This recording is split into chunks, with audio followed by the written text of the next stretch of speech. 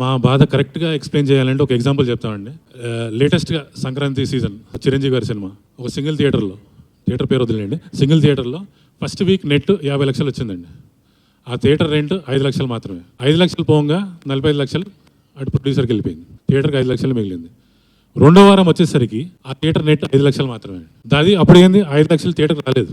అక్కడ మళ్ళీ పర్సెంటేజ్ వచ్చింది 50 అని. 2.5 లక్షలు అటు ప్రొడ్యూసర్కి పోయింది, 2.5 లక్షలు ఇక్కడ పోయింది. అంటే మాకు ఆ 2.5 లక్షలు లాస్ అన్నట్టే కదా ఆ వారం.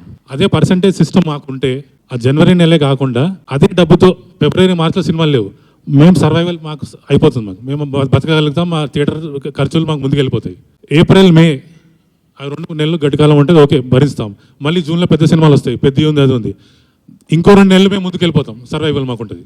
అక్టోబర్లో మళ్ళీ దసరా సినిమాలు ఉంటాయి, అది నవంబర్ డిసెంబర్ మాకు కవర్ అయిపోతుంది. సో పర్సెంటేజ్ వస్తే ఏంటంటే మేము సంవత్సరానికి 3 నెలలు లాస్ట్లో ఉంటాం, 9 నెలలు మేము సర్వైవ్ అవ్వగలుగుతాం. అదే రెంటల్ సిస్టంలో 3 నెలలు మాత్రమే మేము సర్వైవ్ అవ్వగలుగుతాం, టోటల్ 9 మంత్స్ లాసుల్లో ఉంటాం. సో ఇది పరిస్థితి, థియేటర్ పరిస్థితి.